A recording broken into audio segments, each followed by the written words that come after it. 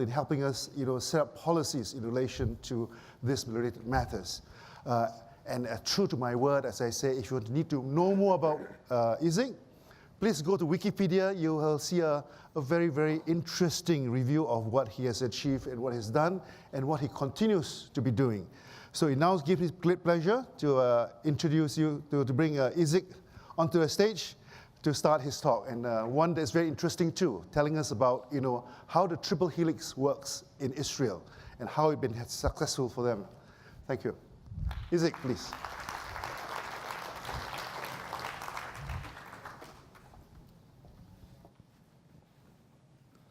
Morning. I will try to tell you some lessons we learned in Israel concerning exactly what is written here. Something is wrong with the view graphs? Okay.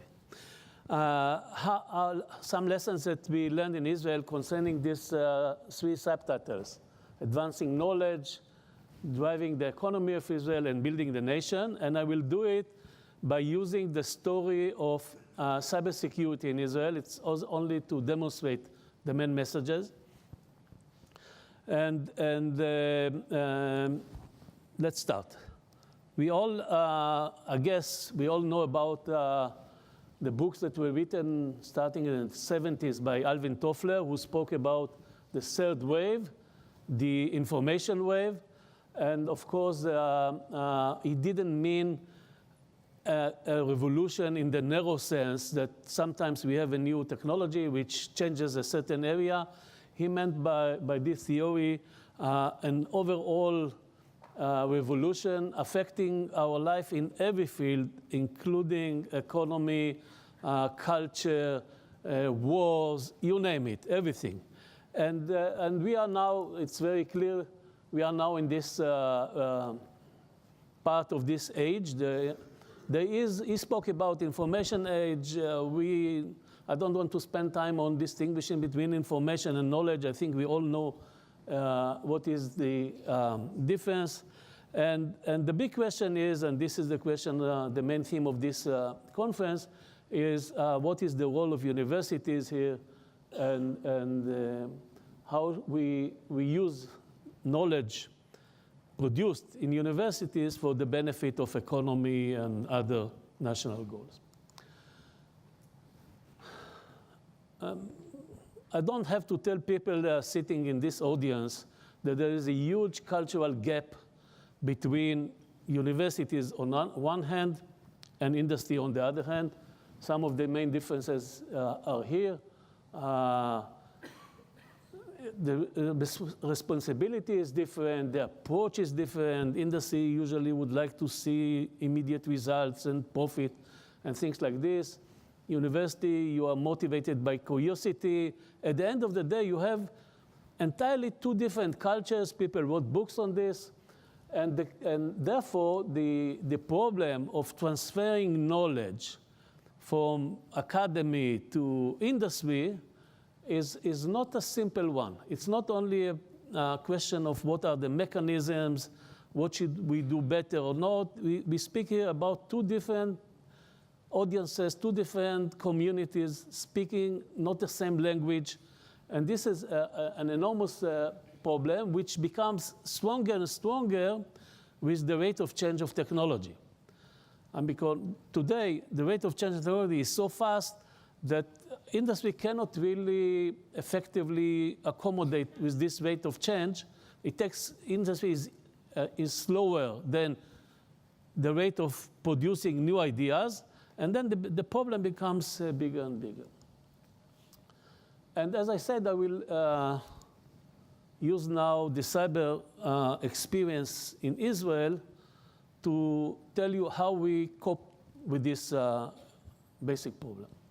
First of all, everyone is speaking about cyber. No one really knows what is it. My own definition is cyber is the dark side of computer technology. We develop computer technology for the sake of, for the benefit of society. It makes our life easier, more effective, faster, you name it. But we create a dependence on this computerized technology, and bad guys, and believe me, there are and there will always be bad guys, sometimes hostile countries, sometimes criminals, sometimes terrorists, no matter. Bad guys may use our dependence on computer technology, not for their own of the benefit, not for the reason why we developed this technology, but for their own interest. So every time someone is using computer technology against the benefit of society, I would call it a cyber attack. And cybersecurity is about minimizing the dark side of computer technology. Now, it all started less than 70 years ago, something like this, 70 years ago. The dominant technology of the 21st century is, of course, this computer technology. And it became really growing very fast once people started to build computers from transistors and not from the vacuum tubes that were originally, you can see here on the right side, von Neumann, who built the first computer ever. He built his computer with vacuum tubes. Today, you hardly find them. Once people started to use transistors, we are facing a phenomena called Moore's law, after Gordon Moore, who predicted it in '65, saying that every year and a half, more or less, we can double the number of transistors that we put on a certain area on the chip, and therefore more or less double the performance of a computer.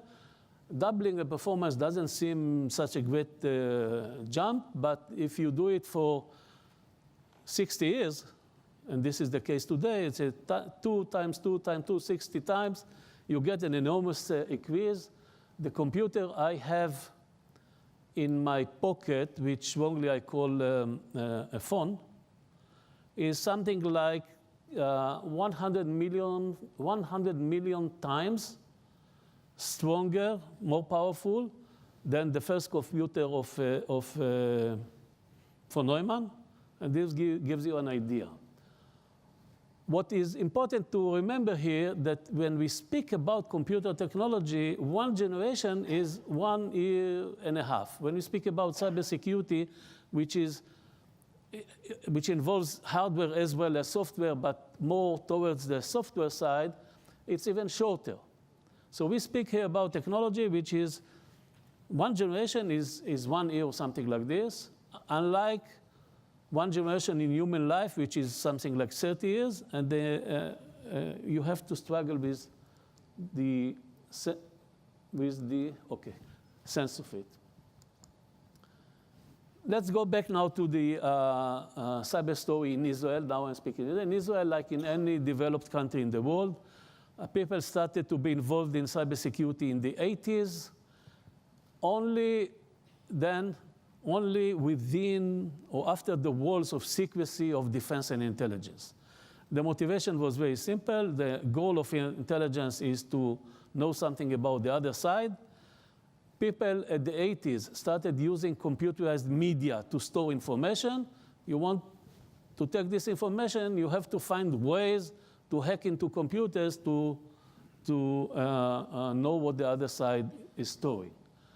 And then came the beginning of the 90s. Many things happened then. Perhaps for our story, the most crucial one is the internet, which in 92, 93 became a worldwide web. And suddenly all the books that many of us read of Toffler and thought it's kind of science fiction, suddenly everyone realized that we are not talking anymore about science fiction. This is reality, and it affects everything, any area in our life, going to affect politics, economy, warfare, anything. And therefore, people still, when I say people, I mean in certain countries which were at the center of developing this technology. Israel is one of them, but not the only one, of course. People started to think about people, again, it started with intelligence and defense, so people in defense and intelligence communities started about using cybersecurity as a kind of a weapon. If your platforms, military platforms, aircraft, tanks are dependent on computers, I may do something against them, not by shooting them physically, but by planting some malware inside and neutralize this platform. I can tell you that it sounds very good military idea. It failed, more or less. It is much harder to do than to talk about.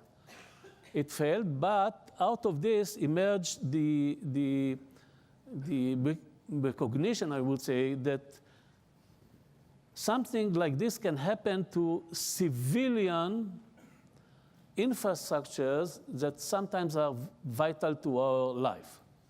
I mean, it's difficult to attack a computer on board an aircraft. It's very easy to attack a computer which controls production of power or water supply or something like this. And in case of war, these systems are essential on a national level. Therefore, in Israel, everyone is talking today about cyber protection of critical infrastructure. In Israel, we do it since 2002. That is 16 years now. And then everything changed in one way, in 1 minute, 1 day, in 2010. Until 2010, the whole world was, in a way, not aware of all to cyber capabilities and what is happening there. It was an activity limited to intelligence and defense communities. And not today you meet someone in the street, you say cyber, he knows what is it. It was not the case until very recently, 2010. 2010, in 1 day it was changed because someone had attacked the Iranian centrifuges, and it attracted the imagination of the media. Someone had caused physical effect. Centrifuges collapsed without shooting anything, without explosive, only by using computers. This attracts the imagination, and since then, everyone, when I say everyone, I mean not only people in the street, but politicians, decision makers, industry, everyone realized there is something new coming, although it was very well known to defense and intelligence communities. And mainly because it broke some 3 paradigms, this attack, which until then, and many times I still meet people that still think that these paradigms are valid today. Until then, everyone believed. And then first of the most important one, perhaps, is that this cyber game is not a virtual game. It's not only about information, which is a virtual entity. It can cause physical effects. And people psychologically are much more affected by physical threats than they are affected by some virtual damage. Secondly, here this is a good example because here in Iran, the end result was collapse of the centrifuges. Nothing happened to the information the Iranian had before or after the attack. Second thing, people always thought that cybersecurity can attack your own computer only if it is connected to the internet or some other network. And in many countries, the first reaction when they realize cyber attack is reality, first thing they say, okay, we will disconnect our computers from the internet, or certain computers which store certain classified information from the internet, but you look here in Natanz. Of course, this uranium enrichment facility was not connected neither to Twitter or any other network or the internet, but not even to a classified military network. No network at all. How come the malware found its way into these machines? There are many theories. There are at least, you don't need more than 1 minute to reflect on it to raise your own theories. The most popular one now in the literature is that it was bought with the computer. I mean, the German Siemens that provided the computers for this facility, someone put the malware inside, and it can happen to every one of us. I mean, we buy our own computers. We don't produce our own computers. In my computer, there is a small sign saying Intel inside. It may be also malware inside. You don't know. And on a typical chip today, there are something like 5 billion transistors. Or perhaps 5 billion and 10 or less than, you don't know. And therefore, it's not only about the internet. And the third paradigm that was broken here is what do we mean when we say computer? You look at this facility here, you don't find their computers in the usual sense of computers. There are small boxes like this, which were called by the operators of this facility, were called controllers. What is a controller? It is a box that controls the machine. We have controllers around us more than human beings. You open the box, you look inside, you find a computer chip. So our phones, or the air condition control here, or the display control here, everything around us is full with what really should be called computer. And therefore, everything is vulnerable. It's not only uranium enrichment facility. Everything is vulnerable. When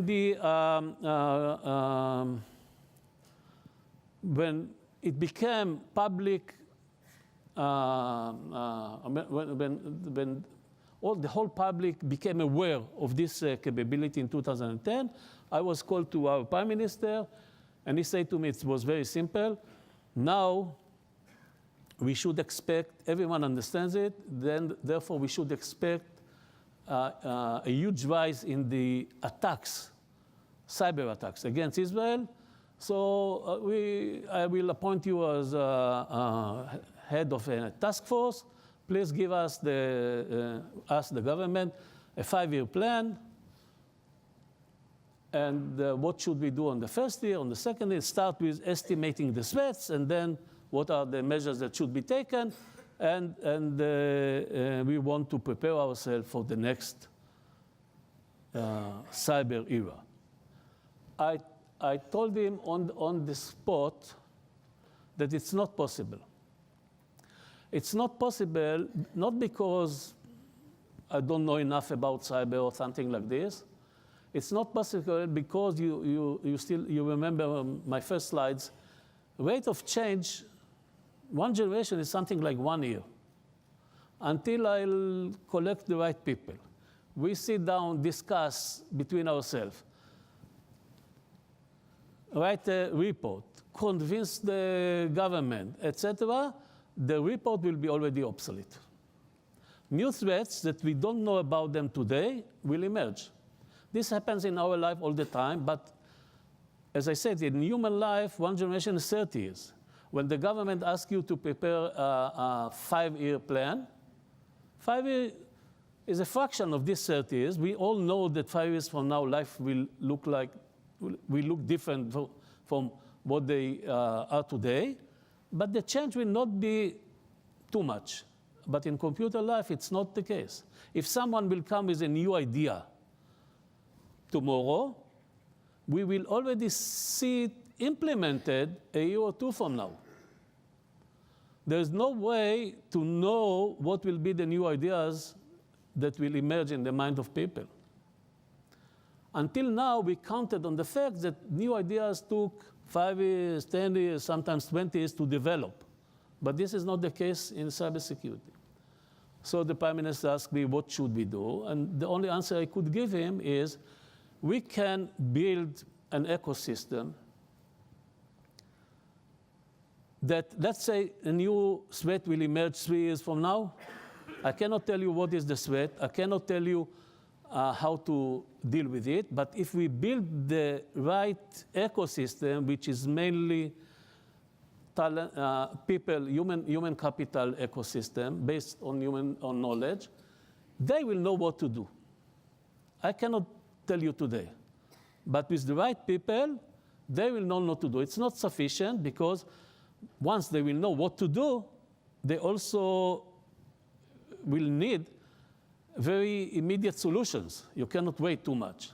So we should complement it with a lot of half-baked ideas, what we call in our language startups. Once they will know what to do, they will they will look around and find few half-developed technologies that can be implemented relatively fast. This is the idea. So you need to go all over the ecosystem. And when I say the ecosystem, I mean three major components: industry, academy, or to be more general, education. I will speak about it, and of course the government. Each one of them has a role here. Government, first of all, government should regulate. I mean, government has a regulation, but in this case, it was more complicated. We usually say, which is wrong, but we say it, even me, we usually say that breakthrough ideas come from the academy, and then we have to find ways to transfer this idea, to translate this idea into real life for the sake of economy or defense or security or you name it. In this case, it was the other way around. All the knowledge at 2010, all over the world, it's not only, I'm speaking about Israel, but this happened all over the world. All the knowledge was at the hand of defense and intelligence communities, that is in the hand of the government. There was not even one university in the world, 2010, in the world, not only in Israel, in which you could go and study cybersecurity. You could go there and study, like many of the people who are involved in this, you could study computer science, could study computer engineering. For me, I studied many years ago, mathematics, okay? But not cybersecurity. There was only one university, 2010, which had a cybersecurity research center with only one professor, but only one, and this is Oxford, UK. All the other universities all over the world, I'm not speaking about Israel, didn't have something. All the knowledge was developed by practitioners within defense and intelligence communities. So usually we have to think how to translate knowledge produced at universities for the benefit of industry or something like this. Here we had to reverse the flow. How we reverse the flow back to university. And why universities are important here? Because, as I said, it was developed by practitioners, and practitioners, whenever they tackle a fundamental problem, they don't spend time in solving it. They find ways to reach their mission, to carry their mission, to reach their goals, bypassing the problem. For example, the problem of attribution, okay? Until today, it's unsolved problem. You know that someone attacked you. You don't, it's very seldom you can know who attacked you, whom to attribute the attack.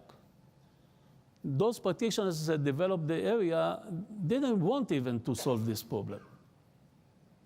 It was not their interest. And like any basic problem in our life, the only tool humanity invented is basic research in universities. Unless you have it, you will stay with the basic problem.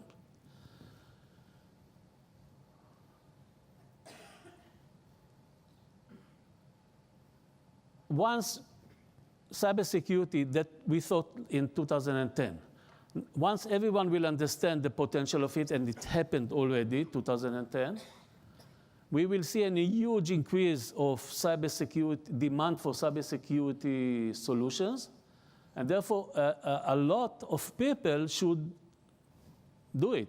Where do we take the people from? So one of our conclusions was that we should ask every university in Israel, every what we call research university in Israel, first of all, to teach cybersecurity, and secondly, to open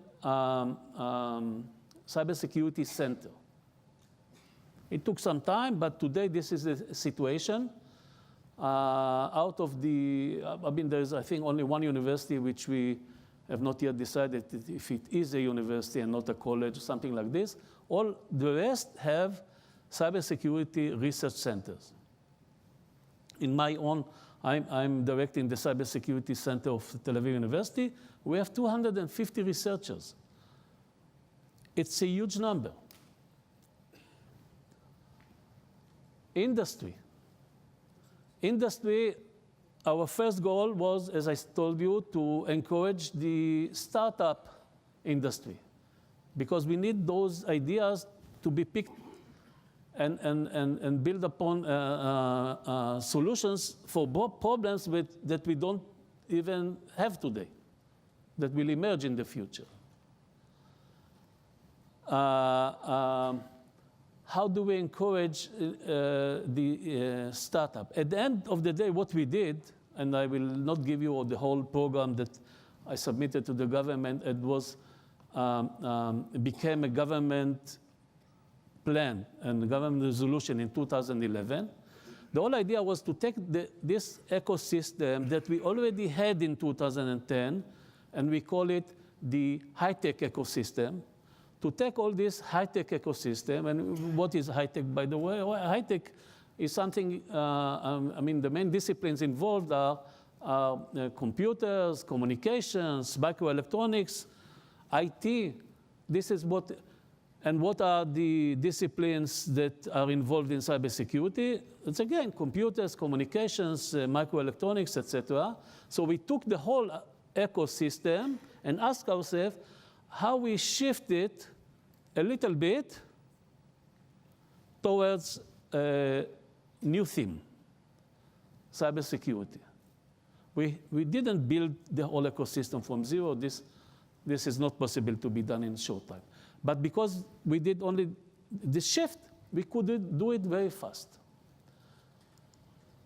I will not go all over the other, all of our recommendations. If those slides will be in the site of THE, then you may find it. But I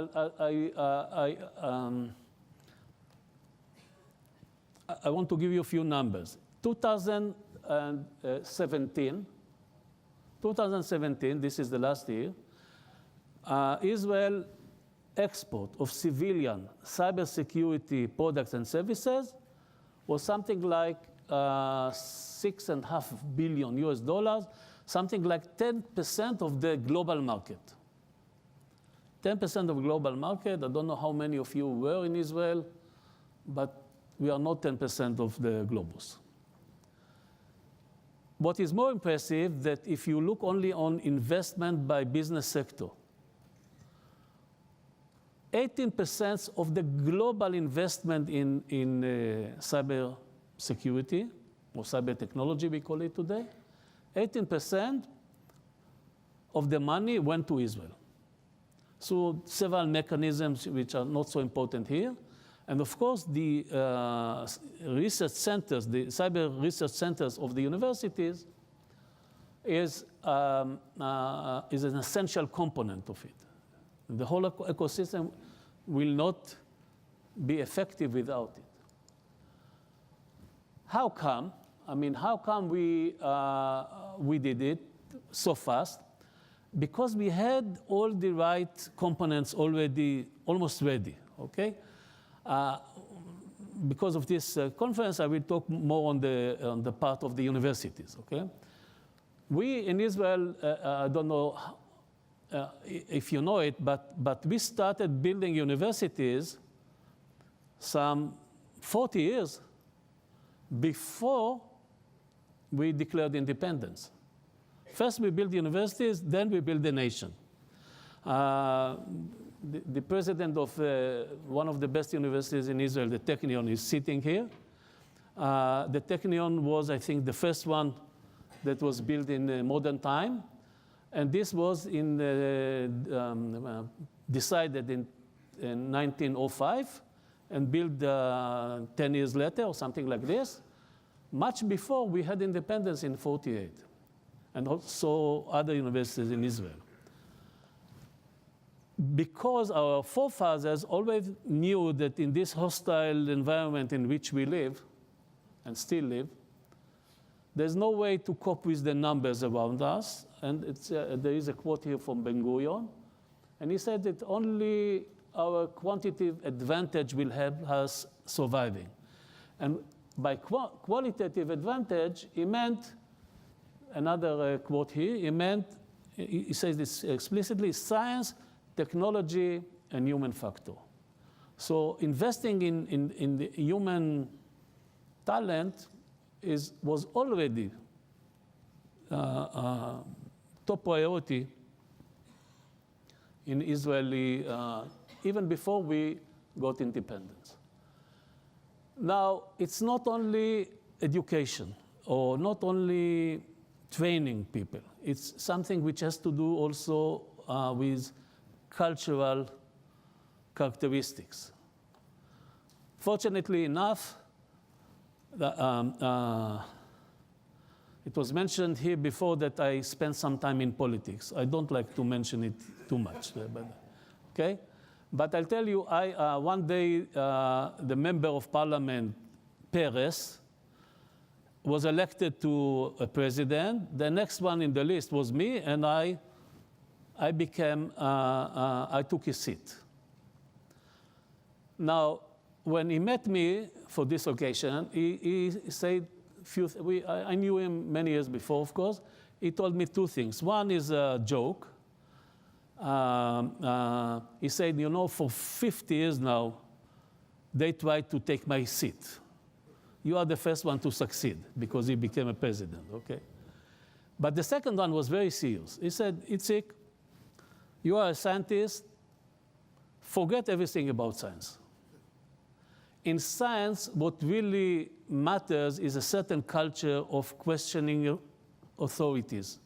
Don't take anything as final truth. You should look for the absolute truth in a way, okay? Criticism is very important. If you don't have this characteristic, you'll not be a first grade scientist. Politics, it's the other way around. It's about compromise. No absolute truth. It's about compromise. If you want to succeed in science, in politics, forget everything you know about science. And he was right. And therefore, I left politics forever. Last word about what we have in Tel Aviv University. We have, as I said, it's not the only one. It's one of, every university has this type of cyber research center. Ours is the biggest one. And what is unique to ours also is that it is interdisciplinary, and this is another lesson that we should learn. When I say interdisciplinary, I mean that although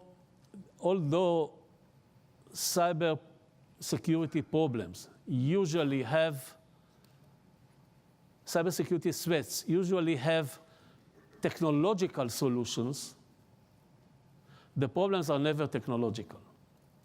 If you don't take into account the psychology of individuals, social behavior, legal problems, values of society, and things like this, you'll never understand the problem. And if you don't understand the problem, you don't know what technology to pursue.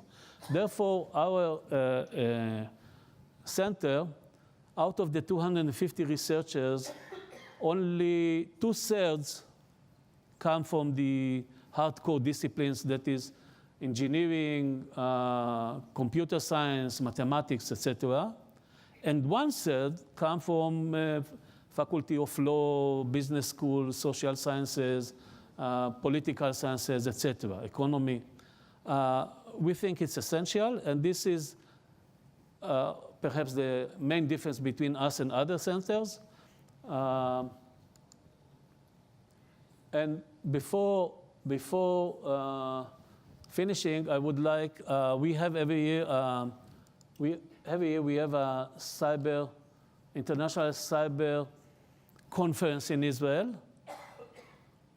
Last year we had 8,000 people coming from over 80 countries.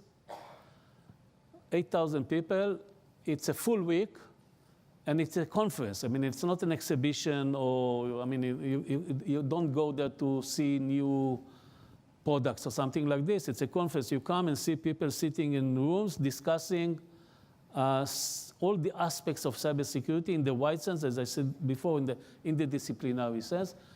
It's free of charge. You are all invited to come. And this, I think, is, yeah. No, I will not talk about this. Thank you. Thank you very much, Iasaac. Well, you know, Iasaac has shared with us a very, very interesting story, in particular related to cybersecurity and how it has actually brought, you know, the government, industry, and academia together in a slightly different form. In Singapore, we look to Israel and say that, hi, you know, they are really successful. They are really a startup nation, right? And we also want to be like them. When I go to them, they say, Singapore is very successful. You know, you've been able to attract all the foreign direct investments to Singapore. Well, I say in Singapore, we like to have the cake and eat it, right? So we like to be what we are, also to be like them. But I think what it tells us is that, you know, there is a certain dynamics amongst these three entities that's very important for us. So as Iasaac settles down, you know, we'll take questions from the audience to tap more on Isaac's mind as brains as to what he has additional things that can share with us. I think we have a system in place called Slido, right, where you can ask questions. First question that came from the audience is, do you use artificial intelligence in cyber research? Okay, yes. And we started using it something like 5 years ago, because the main problem that we faced is the conflict between security on one hand and privacy on the other hand. The old techniques of detecting malware was based on you have some bits going in the network.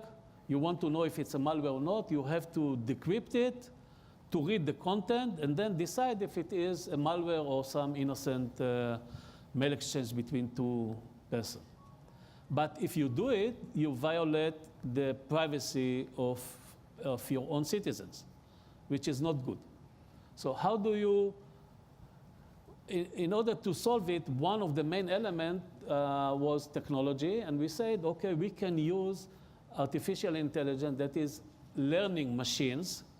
We can use learning machines to look on the traffic of bits in the network and then detect what we call anomalies. I mean, certain series of bits behave different than the normal behavior and are suspected to be malware. If you have a good machine that will monitor all the time all the bits without going to the level of content, you don't need to go to, it's only by the behavior of the bits, then you may achieve your mission without violating privacy of people. We started with this, and then we realized that it is much, the application of ideas like this is much wider than cybersecurity by itself.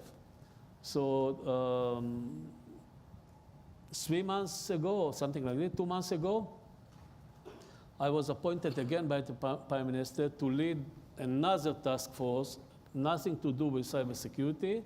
This time is, again, to take the whole ecosystems that we already have with cybersecurity and shift it again, few degrees aside. That's not an orthogonal shift. Shift it again towards artificial intelligence. We are working on a national program of using artificial intelligence everywhere, not only in cybersecurity, but every field of our life. Well, that's a very interesting new dimension that all of us are looking at. Any other questions? Yes. Okay, I can just speak. Okay. The mic is coming down. It's quite a big hall. Thank you very much for sharing so many things. And I have a question. When you talk about how to encourage innovation, you said to add some controlled chaos to the organization. Would you please tell me more details about it? Probably could give an example or case. Yeah. That's interesting, I think. We have a word in Hebrew, in Hebrew slang, we call balagan. It's very hard to translate it. It's a kind of chaos. It looks like chaos, but it's not really a chaos, something like this. Which means we are, for example, comparing, following you now, comparing Israel to Singapore, we are much less organized and much less systematic than Singapore, okay? This gives Singapore certain advantages, but this gives us also certain advantages. We are much more leaning in a way on initiatives coming from the bottom. And therefore, by the way, our top priority is people. We educate people. I had a full slide there on what do I mean by criticism. In a way, we made this criticism a kind of art, okay? It's every time you meet more than one Israeli, you'll feel it immediately, okay? People accept nothing, even the holiest holy, accept nothing as not open to interpretation. And therefore, people don't wait for the high authorities, the leadership, something to do something. I'll give you one small example. The Prime Minister announced a few months ago that the next move will be AI. We don't have yet any national plan. We are only working on it, okay? But people don't wait for the government to finish this process, which will take probably 1 year, and to tell the nation what to do. I got, I think, 2 days ago, 3 days ago, some European research institute published research on how many AI startups are existing today in the world, okay? 40% of the startups which already exist are in the US.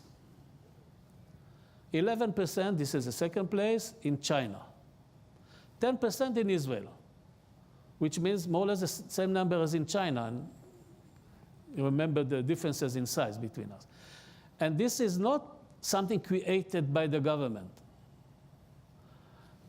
People know that this is the next direction, even without saying anything. They start doing it, and we encourage everything that can help them. Going back to university, for example, we are not only allowing, we are encouraging professors, I mean in Israel overall, we are encouraging professors to participate in their own startups. We don't tell them you have to choose either university or industry. No. We sometimes go down.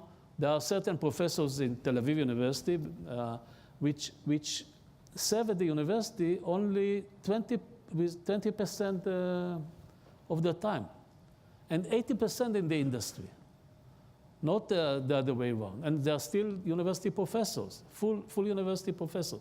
We encourage all these mechanisms that everyone will be connected to anyone else, and that's why, and this is also a lesson that I wanted to talk in my main speech, but this is very important.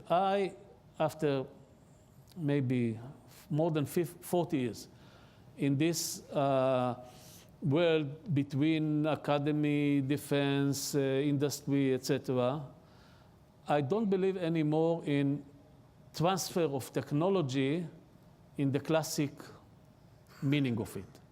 The only way technology can be transferred, according to my view, is by transferring or moving the technologists, the people. You should encourage, I'm not speaking only about the universities, but also government, defense. You should encourage free movement of people from one community to the other. It's not like usually in most of the countries in the world, you go to this area or that area, it's for life. You should encourage free movement, easy movement from industry to government, back to university, etc., and something like this. It's the only way to translate technology. It's by using the people. We have actually exceeded our time. You know, if I continue on this, you know, I think I will be held to task by the THE people. She's standing there glaring at me. So, you know, it leaves me now to get your...